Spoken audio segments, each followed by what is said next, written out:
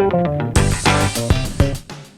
are listening to the Maddox Podcast, hosted by the Maddox Real Estate Team, Jason Maddox, Jamie Abitia, and Katrina Pryor, presented by Painless Podcast. To learn more about our services, check out our website at maddoxrealestate.com. The summer buying season is about to kick off, and after last summer's market was torpedoed by the COVID pandemic, this year the market seems poised to make up for lost time.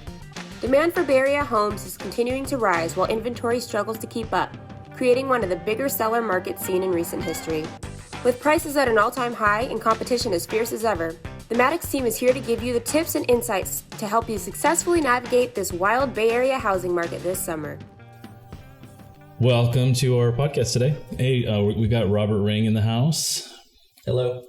We're drinking some of his wine. Rob, talk about this wine a little bit. So this is from Alpha Omega Winery in Napa. It's a winery I joined recently. I love their wine. They've got really big, bold, like red wines. That's kind of like what they're known for. This is a little bit of a softer one, wouldn't you say? It's yes, from absolutely. Merlot. It's from 2018 from the Napa Valley region. I believe it's 100% Merlot. This is the first time I'm trying it, so I don't know a whole lot about the flavor profile, but I'll tell you a whole list of things in a moment. I love it. Oh, that's a really nice Merlot. I don't love Merlots all the time because they tend to be a little too sweet and like really round in the flavor profile. But this is a little bit dry. It's kind of earthy. It's nice for Merlot. It tastes kind of oaky to me. Is that what you? It tastes delicious. It tastes delicious. I like sweet wine, so that's probably why I love it. What do you think, James? I have no preference. It's wine. I love it. Awesome. It smells delicious. Tastes delicious. It does. It's right up my alley. Yeah. So what are we going to get into today? We're going to talk about the market. We're going to talk about some of Jamie's experience in the last few months here, and we'll chime in when we can. And we'll see. I think we're going to kind of wing it today, but it's going to be from our personal experience over these past few months. Since our last real estate topic podcast, I think things are just as crazy, if not even a little bit crazier now as we head into the summer. Talk about, what we expect, what we're seeing right now. And then Rob can kind of chime in on the lending side, what the future of real estate looks like, kind of touch on all of those topics just to give everybody a really clear understanding of what it's like to be a buyer or seller right now. And from a lender's point of view. And so actually, you might want to talk about, where you're from and cross-country mortgage. Sure. And how yeah, you give a little background. Yeah. Okay, great. Here's my bio, right? I'm Robert Ring. I'm a lender with Cross Country Mortgage. I've been doing this for almost 10 years now. I think I'm just getting past my 8th year, right? So getting close to that decade mark, which I'm very excited about. But what I really love doing is helping people buy homes. And that's the primary focus of my business. I work with the Maddox team quite a bit. What I'm seeing in the market right now am I talking about that right, or just myself? I'm sorry, I'm nervous. I'm just going. No, you're fine. That's why you're here. Why I'm we're here. unscripted, so it's a perspective of realtors, a team, and then also from the lending side perspective of it. Now, let me just kind of go back a little bit. So I met Rob years ago. Gosh, maybe when you first got started, right? You first got started, yeah. I know the exact deal and the exact situation. So we were listing. You didn't have your license yet. We were listing a property in Hercules. It was a condo, and you had the buyer. And I respected you so much because you called me. You actually worked with me to work with the agent because she wasn't super versed on how to write a contract. She didn't know how to write the offer. Yeah. So you really worked that out. And then when it came down to closing, I think there was one hiccup. I think the toilet needed to be set or something, right? And you go, okay, we're going to get this done. So you literally come out, I go to the house, we meet there, and we're standing there, and I go, so do you know how to do this? He goes, no, but we got YouTube. I was like, I respect you for coming out. We're going to call a plumber. But you were going along with it. First we went to Home Depot. Remember that? We were standing in the aisle and I could just tell. I was like, he's getting irritated. Well, because I was like, I don't want to do this. I don't know how to do this. And I, and where I was figuring you were going to do anything to get that done and to get your client what she wanted. And that was super cool. So ever since then, I've had a lot of faith in you and respect what you do. And I know that you have everybody's interest at heart. So that's one of the reasons why, the reason why we work together. Cool. Thank you. Yeah. I should work on my plumbing skills so I get some more business. And then over the years, we've just developed a friendship. Yeah, we have. Coming from a work relationship. And we just got back from Puerto Vallarta for your 30th birthday. Yeah, we all went. That was cheers. Sure, you guys had a great time. Yeah. Oh, that's right. Jamie didn't get to go. Bummer. Next time. She was in Cabo. Somebody had to stay here and man the business, but that's fine. Yeah. That's right. Yeah. Eczema, it's fine. So anyway, I'm so sorry. So go ahead and leave off where we were talking about. Yeah. So the market. Should I dive into what I'm seeing in the market right now? Sure. Well, obviously rates are really low, right? So that means people can qualify for a lot more than they could previously. And so it's created a surge in buyers. At the same time, there's a lack of inventory, right? So there's just a lopsided demand that's causing kind of craziness in the market, and everybody sees it. You put something on the market, it gets 10, 20, 30 offers. And it's super, super competitive. So from the lending side, I mean, we're working with a lot of buyers, but getting them in contract is obviously the hardest part. Right. There's a lot of concern. There's always concern, though, in every market. You know, I remember years ago, people go, I think the market's going to crash, it's going to turn, et cetera. And then in 2018, when prices started to come down, people go, I'm going to wait till the market, the prices come down, and then I'm going to buy. And so people always wait and they're always unsure, but usually what it comes down to, and the reason that they're on the fence or they have nerves about it, is because they don't do this every day like we do. They don't see what we see. But what the main thing is just a lack of knowledge about what's going on. When we get a buyer, they probably have like 30 or 50 questions maybe that they need answers to, and they just don't know what questions to ask. They don't know what to ask. That's so true. I run through that all the time. I run into that all the time. I mean, people they say, oh, well, that's what you do. What is an earnest money deposit? What is this? What is that? And we do this every day. So we kind of assume they know what they're doing. And so it's almost like we have to, and Jamie's really good about educating people along the way. So when she first meets people and stuff like that. Yeah, I definitely prioritize educating buyers, because it's definitely not for the faint of heart to get into this market and try to figure out what you're doing as you go. I feel like you have to have some basic knowledge about the process, at least, so that when you are thrown into the fire, when you make an offer on your dream home that you just found, it's your first offer, and then you find out there's 30 other offers, you don't feel like you're not going to be bottom of the barrel. You're going to be up there at the top, because I'm going to train you and teach you what it's going to take to get that house. And it still may not work out, but that's usually circumstances out of our control, right? There's a lot of cash out there right now. And if you have a financed offer, regardless of how strong you are, it's always going to be, not always, but there's a potential for cash to come out ahead because it's a quick and easy deal. And you can even talk about that a little bit, how we strengthen our finance buyers so that you can compete with cash offers. When you get out there, you're being just as competitive. I mean, cash is obviously really strong, and sellers sometimes prefer that. It obviously depends on how quick they want to close. And so we've got to do things like play around with our contingencies, which is something that if you're watching this, you don't know what that is. Just another intricacy to the contract that we're all aware of, and we need to educate our clients on so they're aware of it. Because when you go into a real estate contract, you actually give the seller some money up front. It's held by a third party, so they're not just grabbing onto your money. But you're saying, if I back out, you can keep that money. Unless I back out because of whatever reason. You have like 3 protected reasons that you can back out for if you've listed those in the contract. And so if you have none of those, it's a stronger offer, right? Or if you have less of those, it's a stronger offer. And those 3 things are inspections, appraisal, and the loan, right? So then that's when I come in and they go, how fast can you get the loan approved? Or do we need a loan approval contingency, right? So sometimes we're underwriting, like our clients that you're writing an offer for this morning. We did their underwriting process ahead of writing the offer so they can get rid of the loan contingency. In this case, I think they needed the appraisal contingency because they had the minimum amount down. So if the house doesn't appraise, they're not able to buy it for the price that they're agreed on right now. So that's protection that you have to have in place. I don't know if they have an inspection contingency. That's something that realtors always advise on. And it probably depends on whether or not there's reports that have been made available to the buyers ahead of time, so you know what you're getting into. But even if there's not an inspection contingency, and you guys can talk about this a little bit, if you get into contract on a home, you still need to do your due diligence. You're going to walk it, you're going to have people look at it, etc. And if you find out something major wrong with the house, it's material new evidence that maybe wasn't listed in a report or disclosed to you, you do have renegotiating power. It's not the end of the world. I mean, that's something that sellers sometimes overlook and that buyers get nervous nervous about. And it's like, well, you're very protected with California real estate contracts, and the seller has a huge obligation to disclose everything that they know about it. In some states, that's not the case, right? But California, it is. So do you guys want to talk a little bit about that and how you navigate that process? Yeah. So the inspection, like the inspection contingencies when we write offers, so when we list properties, Jamie and I are pretty big about getting, or at least advising the seller to get reports on the property, as you talked about. Mm-hmm. And this allows for us to have offers that are non-contingent, but there is kind of a workaround with that.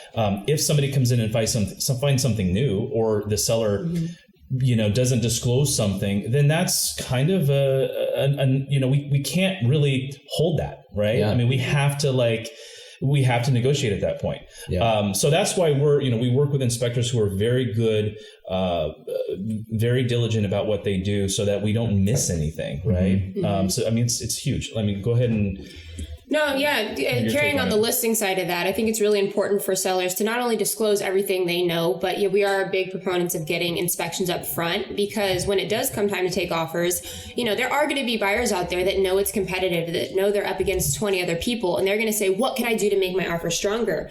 Oftentimes, buyers will remove all of their contingencies, at least their inspection contingency. And it makes me, as an agent, feel a lot more comfortable. And I tell this to my sellers as well. If we have reports on file, at least we know we've disclosed a majority, if not everything, to them that we possibly can, so that we feel more comfortable taking those non-contingent offers. And if we're listing a property and we don't have reports, I don't feel comfortable taking an offer that has no contingencies as a listing agent. Yeah. Because I mean, that puts me, that puts liability on me. You're asking for a renegotiation too, or a problem down the road. I mean, it's just, Right. So I mean, even if you do like a short term, like a 5-day or something like that, versus like, what does the contract say, 17? Mm-hmm. Do a 5-10 day or something like that, if there's no inspections on the property. But if there are, then yes, you can comfortably remove them with the guidance of your agent. But yeah, it's not the end of the world, like you were saying. And you do this too. I mean... Yeah, one thing that I mention is, you absolutely have the right to have all the inspections done and can have the contingency in place. However, even if you remove contingencies, you still have the right to secure any and all inspections that you deem necessary. Mm-hmm. In the event, and I usually prepare my clients by saying, it's like buying a used car. You're not going to buy a used car without miles. So you have to expect some miles on the home. You have to expect there's going to be wear and tear. There's going to be, some things that you're just going to have to pay for. It's part of buying, essentially a used home. Maintenance. So you have that in place. You have that in mind, and you base the offer on that. And then we do the inspections, and they're like, oh yeah, it's about $5,000. That's kind of what we anticipated and what we had in mind. So we're good. And so there's some, level of cushion and protection there. In the event there's something catastrophic, then of course, like foundation, something like that the seller knew about beforehand, then we're always going to have the best interest in mind. So it is that balance of how do we make the offer as competitive as possible while protecting the interests of our clients, which is always, paramount. That's the number one thing. And I think all of us do a really good job of explaining this thoroughly to our clients, so they know if you're removing your inspection contingency, this is what it means, and this is what you can prepare for. And, doesn't mean you're getting a perfect house necessarily. There could be some things wrong with it, but this is what you're willing to take on. And I know I really try to explain that to my clients. I've even, there are times when you have to look out for the best interest of your clients and tell them there are no reports on file. I see a few things in this house already that would be concerning. An inspector could say they're nothing, but they could say they're not. They could say, there's cracking on these walls. That could be foundation. It could not be as well. Mm-hmm.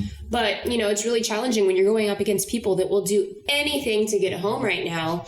Is it really worth it? Are you going to be a year down the line having to pay $20,000, $30,000 in all of these reports that you didn't get up front? So it's challenging. Sometimes it's hard, but as long as we educate our buyers, I think all of us try to do that. We do. Yeah. And it's not just this market. I mean, from the last 6 years, it's always been, I've had every single one of my buyers Every single one. So anybody who's interested in buying, this is a concern of everyone. And that is, I feel like I'm buying at the top of the market. And I'm getting really scared that the market is going to crash or it's going to dip. Every single client.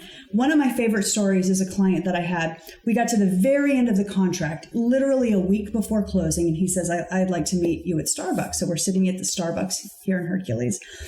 And he said, I appreciate all the time, the effort, the energy, everything that you've done. This is our dream house, but I think we're going to cancel the contract. So I remember that. After I pull myself up from the floor, and I'm just being very calm because we worked so hard to get him this dream home. And I said, okay, let's talk about it. Like, let's discuss this. Share with me, because as we've mentioned in the past, clients become friends. By day 2, we're friends. So I was like, let's talk this through. I don't want you to move forward to do anything that you're uncomfortable with. And I'm happy to cancel the contract. However, let's talk about it because I don't want you to have a regret later 3 days down the road from now, and we've just pulled out of the home that you've spent, so much time looking for and happy with. And he had spent money on inspections and everything, right? Everything. We were literally a week before closing. And he said, I feel like I'm buying at the top of the market. This was like 4 or 5 years ago. I feel like I'm buying at the top of the market and I'm just scared the market is going to crash. There's so much insecurity with the economy right now, with presidency. This was before Trump and, just everything. So we talked it through. At the end of the conversation, he just said, okay, you know what? Let's just go for it. I don't want to make the wrong mistake here either on the other end. So I happily contacted him about 6 months ago and I said, hey, your house is about $120,000 more in equity. Just wanted to, give you a shout out and say, hey, and, hope you and your family are doing well. Now, had he canceled that and continued to look for a home, he would have been chasing the market and it would have lost out on the equity gain that he has had. So even folks now that are getting in the market, they're like, are we buying at the top of the market? And would you tell us? And I always say, I can't predict what the market is going to do, but I can tell you I have this exact same conversation with every single buyer because it is the number one concern in this economy, in the Bay Area. Am I buying too high? And the answer right now, again, I don't know. But in the long term, and we've discussed this before also, in the long term, it's your home. The market is going to ebb and flow. Right. And if you're not looking at making a quick buck and selling it in a year from now, then I feel comfortable based on, experience from the past going, I think you're going to be okay. If you're going to have, this is going to be your home that you love. Right. Yeah, I have those same conversations with my buyers and I tell them in more cases than not, I've seen people price themselves out before I've seen them wait around and get the deal of the century. Because if things do correct, like Rob and I were talking, May 2018, prices were really high and then new inventory was released and we started to see some corrections that summer. It wasn't the market was tanking. It wasn't any type of dramatic correction, but any type of correction is viewed as, oh my gosh, what's happening? And the market's going to crash. Things are going down. It's like, no, we have more inventory. There's not 20 offers on every house anymore. This is a great thing for buyers, but it's also a great thing for sellers because you're already at this new level of pricing and it's going to sustain even if you have to do, a price reduction here or there, you're still at such a top tier of pricing. Right. But I've had clients, sometimes we do have to get creative. And when you are up against cash offers or people that have enough cash, and Rob, you can explain why in a minute, people are coming in with all this extra cash. Sometimes you have clients that say, okay, well, I can't completely remove my appraisal contingency, but I want to try to get creative. What can I do here? And in that case, I might tell a client, okay, this is another strategy. It's kind of a middleman between the removing your appraisal contingency and keeping it, bridging the gap with a set amount of money. So I'll give you some great examples. Last summer, I had clients that were willing to bridge the gap up to $20,000 over appraised value if the property didn't appraise. Let's put that into an example. I think they were purchasing at $630,000. They ended up actually getting the property appraised at $615,000, and they ended up coming with $15,000 over to make it to that $630,000 number, not the full $20,000 that they agreed to. I mean, today their house is worth at least $100,000 more than it was when they purchased last year. So, at the time they were probably nervous saying, gosh, are we overpaying for this house? we've written 7 offers. We're just desperate at this point. We'll do whatever it takes. We just want to get our foot in the door. We want to own a home, and look where it got them today. And you can, I think, explain a little bit better why people are having all this extra cash and why things are getting so bid up over here. Yeah, well, I mean, since COVID happened, a lot of people were able to work from home. We were talking about this yesterday, right? And so it's created something that you educated me on yesterday, Katrina. It's called urban sprawl. Urban sprawl. Urban sprawl. Can you explain what that is? Yeah, it's just, when there's a big city, so let's say San Francisco. San Francisco is densely populated, and you have a lot less home for the money. And then you just kind of, people just kind of start branching out a little bit, and they're like, okay, well, maybe Emeryville. And you're settled in Emeryville, and then from Emeryville it's San Pablo, and then it's Hercules, and then it's Pinole. And so you start branching out from these big cities into, from major urban areas to more, residential Suburban, communities and suburbs. And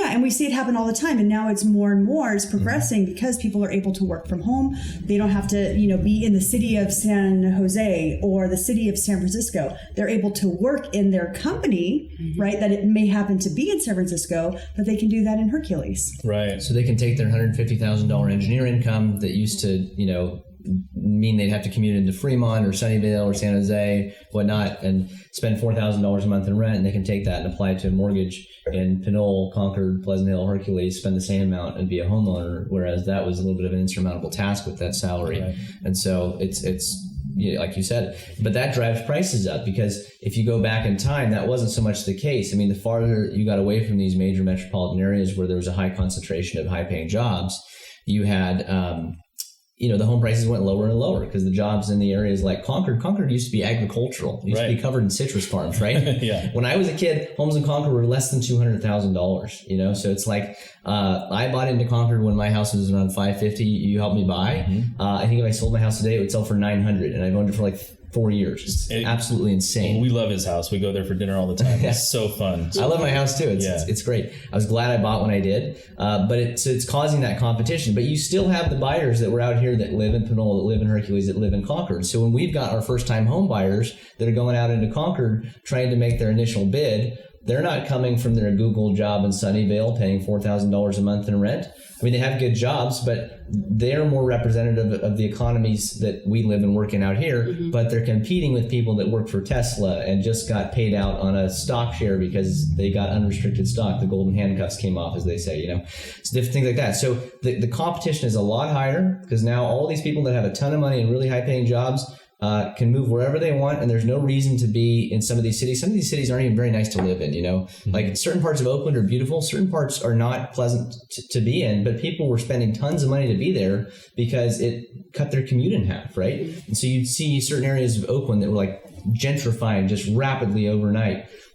Which is good and bad. I mean, right? It makes the community better. It pushes some people out, though. There's pros and cons to that type of thing going on. But now we're just seeing that with this urban sprawl thing. Is that right? Urban sprawl? Yeah, that's what I call it. Sorry, I just want to make sure I get the the different terminologies. Like you have a different terminology for it. Well, I made one up, but apparently it's not real. I call them ancillary suburbs, but that I like this urban sprawl thing. So anyways, that's what we're seeing, and that's why the competition is so stiff. And then we talked about this briefly. I'm just going to mention it so we can touch on this next. People go, it's going to crash, it's going to turn around, etc. But, going into the pandemic, the demand was already super high, and it's been high for over a decade because housing starts in California are so far behind that the natural demand, regardless of what the market's doing, has been high already. Let me give you an example. Every year, we know based on the population and demographic information in the population who enters the first-time homebuyer category based on age, family, job, etc. Right? In the Bay Area, on average, every year there's about 6 people for every one new home that's available. It's called a housing start, which means a new home was built or somebody moved like out of the state, right? So a home became available, right? For one of those 6 people. So that's just natural demand, right? And then you've got COVID. People are working from home. They don't want to sell their home. They don't want people coming through their home. Inventory went way down, but you still have the same amount of buyers and even more now because more people can afford to buy homes with low interest rates. Your buying power goes way up when you get a mortgage with a 2 in front of the interest rate, right? That's incredible. So let's talk about that for a minute because I don't think the market's going to crash. I think we're just in an accelerated point of demand. And even if we went back to a normal market, we still have serious demand because we have a lack of homes. Yeah. Right. So I was having this conversation with people that came to my open house, which open houses are a thing again. I know. But people that came to my open house and they were saying, we really love this house, but I think we want to wait and see the prices come down a bit. Prices are just so high right now, and we've been waiting, we've been pushed out by the competition, so we think we're just going to wait until prices come down. And I said, everybody keeps talking about this correction or this, I don't think it's going to be a crash, but some kind of correction coming. But when you really sit down and think about it, there's no clear path to a correction, right? So interest rates are super, super low, which means that more people can afford houses now, right? And people that could afford houses before get a little bit more bang for their buck now. They can afford higher price houses, which is kind of keeping in line with the market. Not only that, but when interest rates were super low, everybody did a refi. So now sellers have these ridiculously low payments on their homes that they, paid $300,000 for 20, 30 years ago, and they're going to get to stay there at a really low price. Why would they sell? Yeah. They're moving somewhere in the state or in the area. If they're making a lateral move, it just doesn't make sense. They're going to sell high and they're probably going to buy higher. Right. And then you have the whole contingency, we have to sell our house to buy a house. That's impossible right now when people are making non-contingent offers. The only time it really makes sense is if you have people moving out of state, which we are seeing some people move out of state, yes. And I think that's contributing to the little bit of inventory that we have right now. Or downsizing. Maybe downsizing. Yeah, people that are selling their homes are downsizing. But even then, they're selling homes that they have such a small payment on in a low tax base. Right. They're moving to smaller homes for just as much, if not higher pricing. I think it only makes sense if you're moving maybe out of the area, not necessarily out of the state, but out of the area into more of a up north or something like that. Yeah, I think that makes sense too. If you're moving to different areas that are going to be, less congested, less populated, but then you're going to be farther away from everything. You're not going to be a hop, skip, and jump like Pinole is to San Francisco or Napa or Walnut Creek or pretty much anywhere you want to go. You're 30, 40 minutes away. Yeah. You're going to have to, it's a give and take. You're going to be maybe getting a little bit more house, a little better price, but you're going to be giving up everything that's convenient. Yeah. So I think that's, part of the challenge right now with, are we going to see a correction? I kind of feel like we're in a new normal. I do too. And I mean, it's younger money now buying homes, right? Yeah. So, I mean, these people are established, and I think that, I don't see a crash coming either. I do see stabilization. Is that even a word? Yeah. I see things becoming stable. I mean, ebbs and flows in the market, but crash? No, I don't see that. Yeah. And let's talk about from the buyer perspective a little bit. What do we tell buyers? Because it sounds like daunting. You hear us talking about the market's going up at such a rapid pace. If you want to sell, you can't even afford to rebuy. It's super competitive, 20 to 30 offers. And we're helping our buyers be the most competitive that they can. But before we even get to that step, we're always telling people that the things that you should focus on primarily when you're buying a house that you're going to live in, where you're going to sleep every night, raise your family, etc., you want to be able to afford that payment. That's the most important thing. Right. People aren't typically buying in and then selling the next day. This is not AMC stock or Dogecoin, right? Let me just check my AMC. Hashtag, look at you right? Pulling up AMC. Yeah. What's it doing today? So 46.81. Okay, right on. So with that in mind, it doesn't matter if the market crashes tomorrow, because it's going to recover as long as you're comfortable making that monthly payment and you feel like your job is stable. If the market did completely crash, that probably means that the job industry completely crashed, and we've already lived through that, right? I mean, we're on the way back to jobs coming back. So jobs and people making and receiving money is going to drive the real estate market. In a healthy real estate economy, home prices go up a little bit slower than incomes rise, which are about 2 to 3% per year. Now, we've outpaced that for a very, very long time, and it's because the federal government has artificially manipulated interest rates to keep them low, which has driven up home prices because people can afford more. So back to that one word, affordability is the most important thing. On average, people stay in their home, they own their home about 5 to 7 years. And so if you look at it and you go, okay, you're going to buy today and you're not going to sell for 5 to 7 years. If year 2, the market crashes, it doesn't quite matter, because even in the worst crash in real estate history, it recovered after how many years? About 4 years afterwards. Yeah, right. Yeah. So you would still be fine. You wouldn't have lost money. Equity is fake money. And we got to talk about that for a minute. You can't go to your bank and say, hey, I want to pull out $50,000 today in cash from my equity. You can go get a loan and pay it back, right? But it's not real money that you can access. The two times you're going to access it is through a cash out mortgage or a sale, right? So if you buy the home, you're comfortable with the payment, you like where you're going to live, it suits you and your family's needs, prioritize those things over market timing. People that try and play the market timing game never ever win. You're not if you're a first-time home buyer, you're probably not an experienced real estate investor. And even if you are, experienced real estate investors don't time the market. They just save money, and when the market crashes and everything goes on sale, they start buying a lot of things. Right. But that's not the game that we're playing here. We're in this for the long haul, and we want to make sure that once you get into that home, we don't hear from you 6 months later that you're facing foreclosure because you can't afford the payment. Yeah. So we make sure affordability is number one, and then you guys help your clients put their best foot forward within their capabilities, right? And that's all that you can do. And that's why sometimes it takes 6, 7, or 8 offers to get in. But, our reputation, our knowledge, and us working with you, we can help you be as competitive as possible, and we will help you win an offer. It just takes a little bit of patience in this market if you don't have, $800,000 in cash that you're walking through the door with. But don't let that. Sometimes it takes 2 or 3 times too. Yeah, exactly. Or one, right? It's not always It's not always. Yeah, I mean, sometimes you get lucky, but it's strategy. Yeah, and it's your team, who you're working with. Who you work with matters so much. So much. Yeah. I was talking to a gal a couple of days ago, and she said she was staying in my Airbnb. And I said, what are you staying here for? Because she's staying for like a month and a half. And she goes, well, I'm selling my house, and I think it was like San Bruno for I don't know how much, probably 1.6 million or something. 3 or 4, yeah. Yeah, right. And then she's going to buy in Pinole or Hercules. And I said, oh, cool. Who are you using for a real estate agent in Pinole or Hercules? Because we're in Pinole, right? Yeah. And she mentioned it. I won't say the name, but it rhymes with Redfin.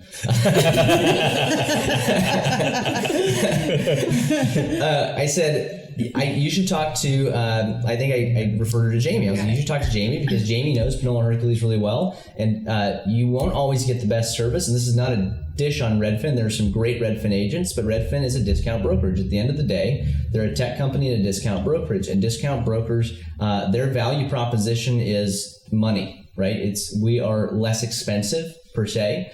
But are they really less expensive? Are they saving their clients money? Are they doing renegotiations? I mean, it goes back to you get what you paid for. You get what you pay for. And let's talk about that. Explain what that means. Because I've seen you, both of you, and you renegotiate mid-contract and save your clients thousands of dollars. Yeah. Oh, absolutely. So we usually say any agent that discounts their services find out how that they're discounting them from you. Right. Because in some way or another, you're taking a loss. Now, on the listing side, you might have an agent come in and say, oh, I'll list this for 1%. Okay, well, I'd like to know where you're discounting. Are you taking this from you, or are you taking this from me? Are you going to be doing professional photos? Are you going to be doing, all professional marketing?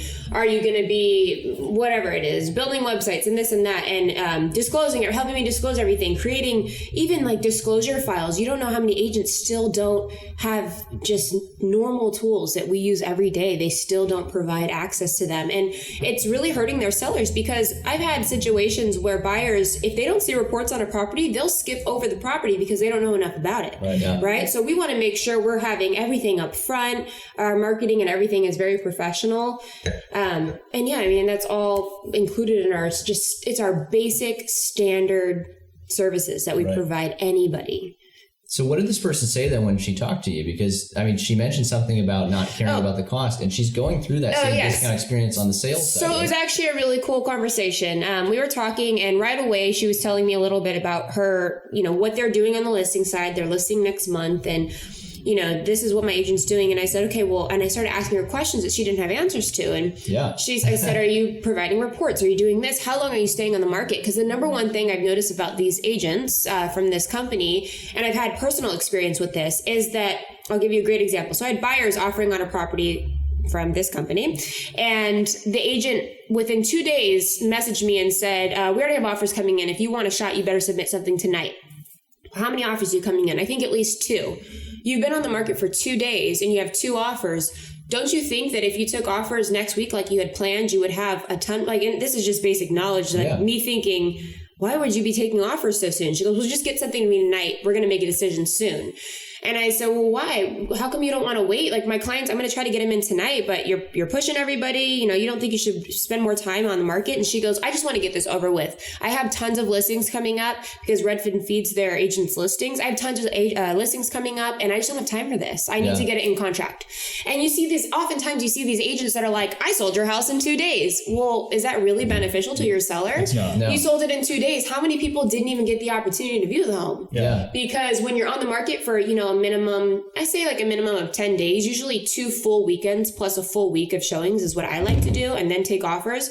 When you're on the market for 10 days, you're allowing people that, you know, work weekends to come see it during the week, or people that work all evenings and maybe they're only off on weekend mornings or something like that. You're giving them every opportunity to get in there and see it. And that's why you're left with, you know, 10, 20 offers on these properties, because you've maximized the exposure for sure. These agents are leaving money on the table. Yeah. Because, $30,000, $40,000. Because they're overwhelmed and they just want to get it sold. And then they market it like, I sold your house in, you know, 2-3 days. And it's like, congratulations. From our community, it's like, that's not really something to brag about. That's not. So when buyers and sellers see the Redfin advertisement, you know, sell for 1%, what should immediately go through your mind immediately when you see that, without even thinking, it should be and lose 10%.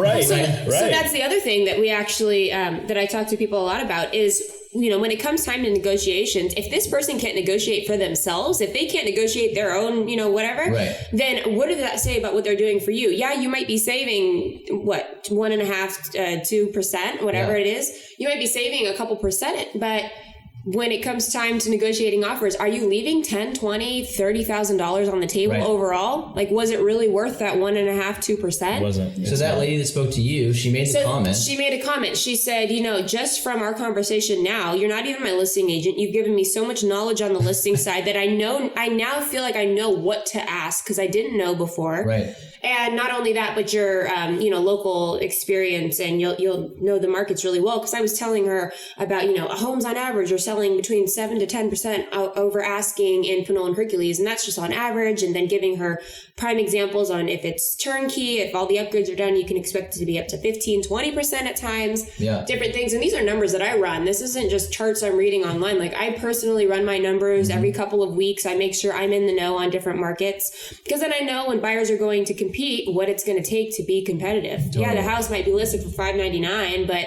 a good example, $399 in Pinole, it ended up selling for $560. Yeah. 40 offers or something like that, you know? So she said, just the knowledge that you've given me in this 30-minute conversation makes me know that the $7,000 or $8,000 that I might be saving with Redfin isn't worth it, because they would have never given me this knowledge. Wow. That's amazing. Which is super amazing. Cool. So that means that she thinks that $7,000 or $8,000 you're going to make is going to save her or make her more than that amount because of your experience and your knowledge of representing her. Yeah. And you know, when it comes time to making offers and stuff, same thing applies. If they're not willing to negotiate for you on the sell side, what are they going to do on the buy side? You know, sorry. A lot of agents these days, I keep saying this, is I feel like agents forget how to be agents. It's so easy to be in this market right now, in a sense. It's so easy to get a listing, throw it on the market. The house sells itself, right? I mean, yes, you might market it beautifully and you can do everything right, but the house is going to sell itself. Crappy agents are getting by because they really don't have to do much to get a house to sell. Yeah. So they're going to sell itself, but I lost my train of thought. Where's I going with this? Well, I mean, you know, you made a good point, though. I mean, when the market's good like this, everybody wants to get their license. That's the thing. Everybody wants to get their license. Everybody wants to be an agent, but do they really know what it takes? I've had agents that will just take no for an answer. Like, okay, I'll give you a great example. I'm working with an agent right now over in the Marin area, and, you know, we put out a counter. We got down to offers. We had like 10 offers or something like that. We got down to the offers, we countered them. And had she not accepted the counter, like most agents would say, you know what, we don't accept it. We're just sorry, we're going to walk. And she goes, no, I'm going to counter you back. So we went back and forth a little bit. We came to a price and terms and everything that satisfied both her client and my client. And we were able to work together to make both of our clients happy, which at the end of the day is exactly what we want, right? Exactly. Totally. We all have the same goal. You just want your client to walk away happy. But a lot of agents will take no for an answer because they just don't have experience or they're not comfortable negotiating. Yeah. And they'll say, sorry, guys, you didn't get it. well, why didn't we get it? Was there something else we could have done? Yeah, and let's talk about that for a minute. You mentioned crappy agents. Why are there crappy agents out there? And it's like, and why are you guys good, right? And it matters who you work with, right? So somebody to get their broker's license it's not totally easy, but once you get it, you can hire agents to work for you, right? And there's not a standard of training other than an agent getting their real estate license, which doesn't give them a whole lot of knowledge on how to represent a buyer or a seller, adequately, especially in this market, which is super competitive, and all the laws and contracts that we have to understand and know in California, and the marketing techniques, et cetera. So the reason you guys are so good is because you've been trained. And talk a little bit about when new agents come to work for you, what do you do for them? How do you train them? And why are the agents that work at Maddox Real Estate set apart? Because it's not just that you guys work together and know each other. It's because you set a standard, you give information, you educate, you train, you support, you hire, you market. There's a whole there's a whole thing that goes together to give out that level of service. And there's a reason that you guys are not crappy agents. And there's a reason that there are crappy agents, because it's an easy buck, because brokers can hire people on, they'll sell the house, they're going to do a crappy job, they're going to get the money. And all that those people care about the broker is they got their cut of the deal. The money, right? Yeah. I mean, with us, we're so connected with each other, and we communicate every single day. We bounce ideas off of each other every single day. If something comes out, with any new rules or laws or whatever, it's immediately talked about. We just want to make sure that we're all educated, and we educate each other on a daily basis. You know, and I mean, Jamie's so good now. I will call her for advice. Yeah. So I mean, she does deals that I have never done before, like there's a couple of the VA deals that you've done, and so she's strategized those in my book, I was like, this will never get done, and she's got it done. I call Katrina. She's got really good strategies with her appraisal contingencies and cash and extra cash and all that stuff. So we've used all these tools with each other and got clients in contract and stuff like that. And I think at the end of the day, it's our clients. And I always say this when I first meet someone. I said, you don't know me well. We're going to work together, and I'm going to guide you as if you were my sibling or my auntie or my family member. You don't know that yet, but you're going to know that by the end of this transaction. And so we always put the best interests of our clients first. Always, number one. And we come back to each other to go, how can I represent them in the best way? Here's a question that I have. And between all three of us and the level of experience and years in real estate that we have, we're always going to get to an answer that is going to be to the benefit of the client. It's to the point where my husband's like, can you please not take calls at 9 o'clock at night? No, boo. Right. This is my client. And they come first.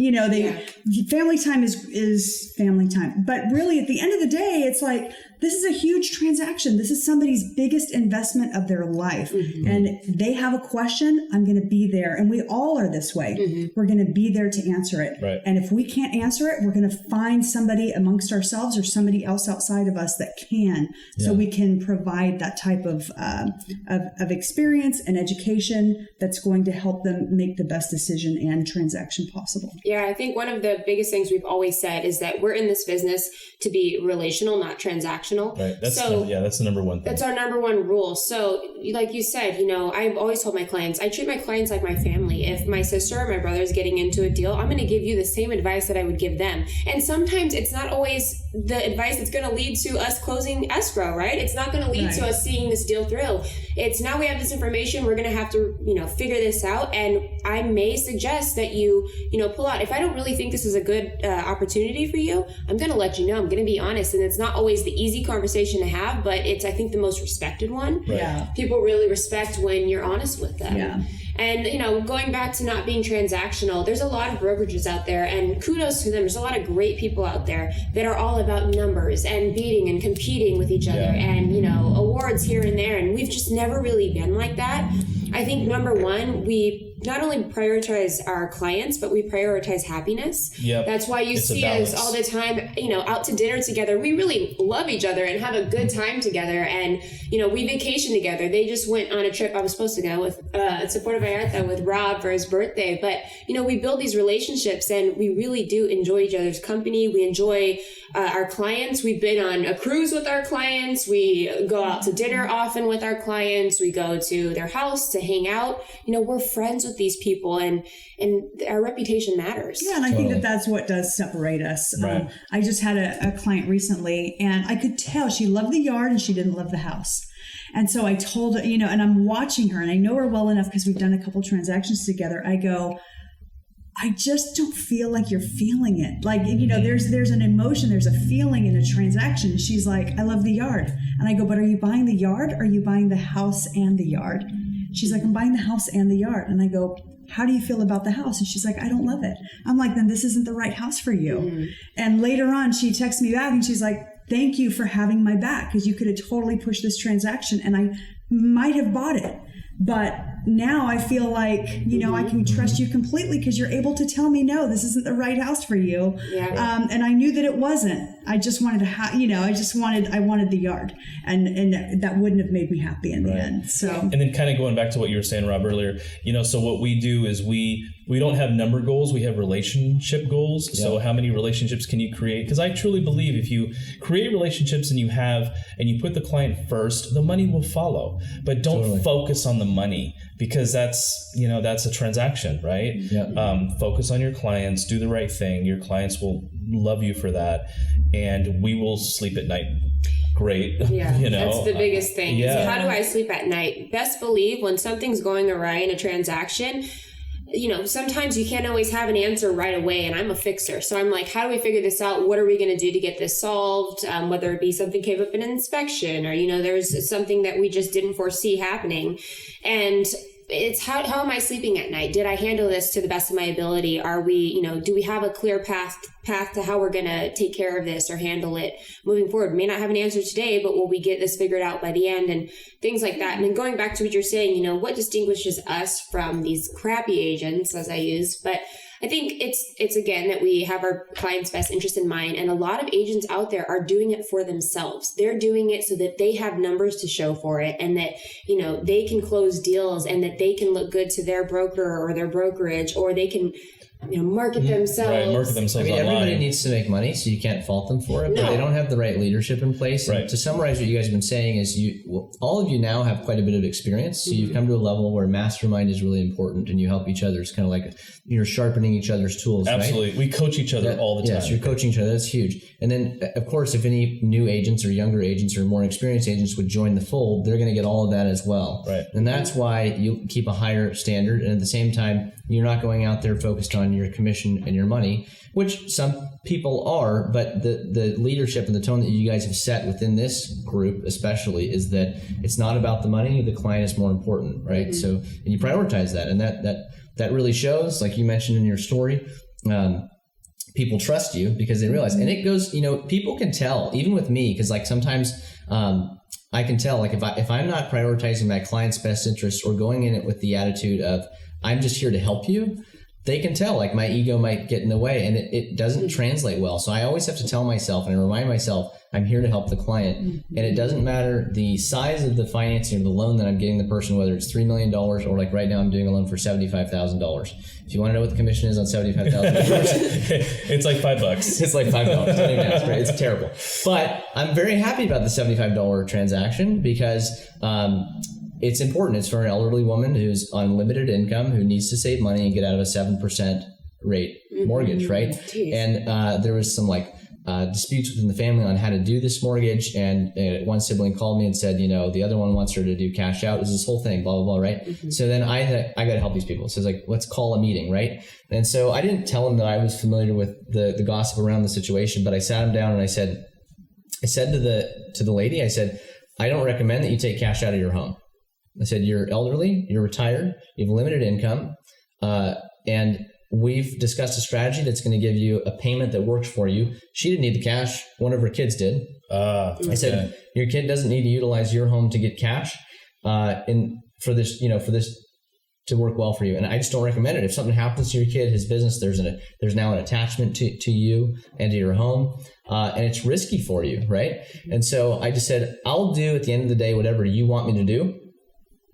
But I can tell you, my advice is not to do this and to do this. And I really cared about her. And I listened to her son explain to her in Spanish, because she spoke limited English, what exactly it was that I had recommended. And at one point, because I have a limited comprehension of Spanish, which was sharpened while I was in Puerto Vallarta. You're doing pretty well in Puerto Vallarta, by the way. Ordering my tacos and my tequila. You're doing pretty well. That's the Spanish I've learned. Yeah. But I heard him say, that the money that you're going to give me is separado from the business, right? And it's just a loan from madre to hijo, from mother to son. And I stopped him and I said, you need to explain to her that it's not separated.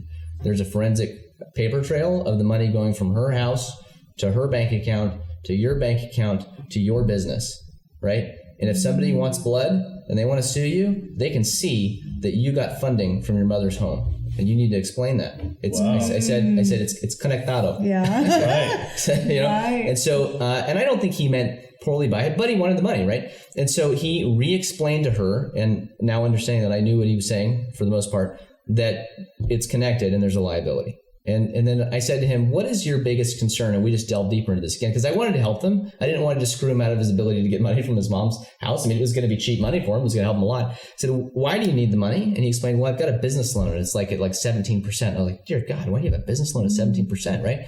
Well, I don't know, I'm paying my dues. I was like, how long have you been in business? 10 years. Asking these questions. I was like, well, I know people that have gotten business loans for a great deal less than that. Have you looked into the SBA? Oh yeah, I tried, but I never got a response. Which is easy if you don't do it, right? So I know somebody that does SBA loans, like in and out. So I got him on the phone right there. I said, I need you to help my client get an SBA loan. And so I connected him. Anyways, by the time we were done, I walked him and his mom out. They were both ecstatic. He was like, I'm so glad I came and met with you. You're helping me a lot. And then he called me a couple of days later. He goes, I just want to reiterate and say how thankful I am to you. We're not going to take cash out of mom's house for my business. I'm going to work with your friend. We're going to get the money through the SBA loan. And my mom is much more comfortable with this strategy. Wow, that's awesome. And so that's so gratifying to me, right? Yeah, absolutely. I mean, Rob from cross country is amazing. And when we were in Puerto Vallarta, in the back of the van, remember, you were making calls to listing agents to say, these clients are, we've run them through underwriting. They're absolutely great. And it really helps to get offers accepted as having a great lender on board. Mm-hmm. And to be in the back of a van somewhere in the jungle before an ATV ride. That is huge. I kept getting cut off because we were going through dead zones, but I was like, you're getting it for that client. I was like, I'm in the mountains. I'm sorry, I'm losing you. But it was in the mountains of Mexico. I think that's a very important point to make is that I always tell you, thank you for being such a valuable resource because your knowledge extends so far past just lending and the real estate market. Right.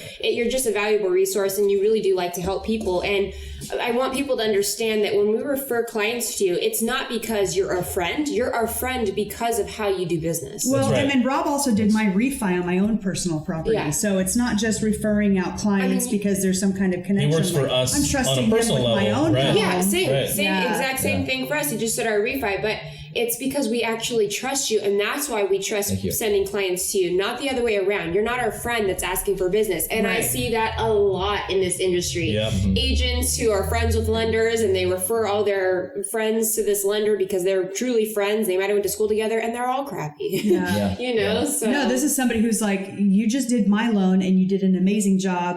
Now you're getting the referral to my clients because now I know and trust you. Right. Absolutely. And the friendship is separate. Well, I appreciate that. I really appreciate you guys' trust and confidence, and then I'm also really glad that we're friends because we have a lot of fun. We have a lot of fun. You want to try the cab absolutely blend?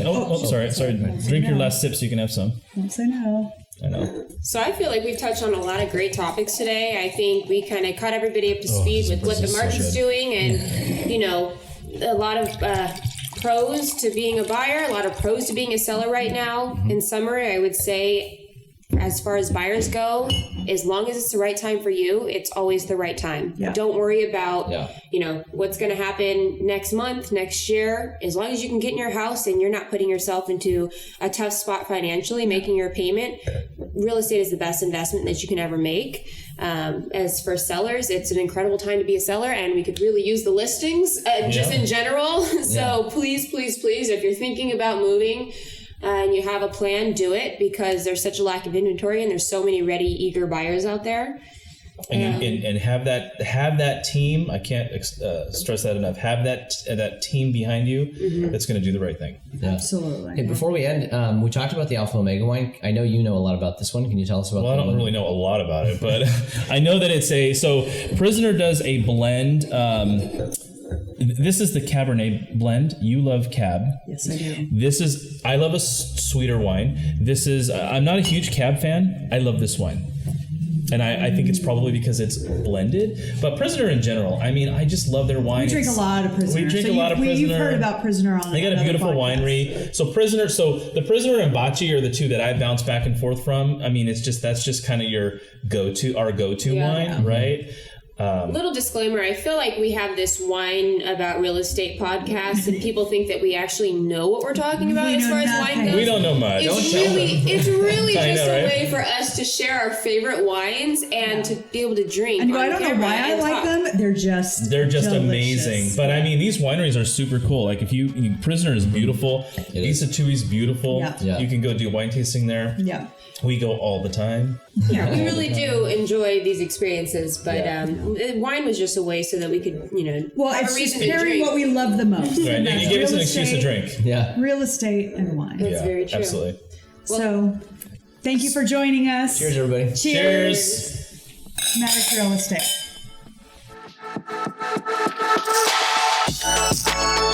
Thank you for listening to the Maddox Podcast. Thank you to our producer, Sam Lubman of Painless Podcast, for helping make this podcast possible. We started this podcast so we could share our real estate insights, as well as provide our listeners with a chance to get to know the Maddox team. Our goal is to make our clients' real estate sale or purchase as simple as possible, allowing them to sit back while we handle the hard work. To learn more about what we do or to look up resources about the Bay Area communities, visit our website at maddoxrealestate.com or give us a call at 510-993-0688.